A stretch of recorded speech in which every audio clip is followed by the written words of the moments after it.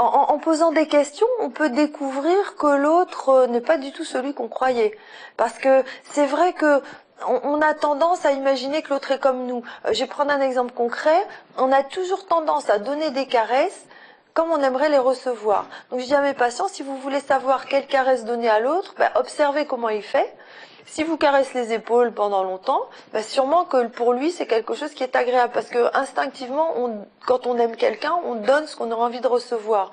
Donc il y a une espèce de communication comme ça qui surprend parce qu'il y a des personnes qui ont par exemple des zones érogènes que nous on n'a pas du tout. Et on se dit c'est bizarre que ça te fasse de l'effet, mais en même temps ça ouvre des choses complètement différentes qui font qu'on peut partager. C'est comme si on était dans une petite pièce et qu'on ouvrait des portes et que du coup notre espace commun s'élargit. Alors les zones érogènes, les zones érogènes primaires et secondaires, c'est les zones érogènes un petit peu codifiées que tout le monde a de par la génétique.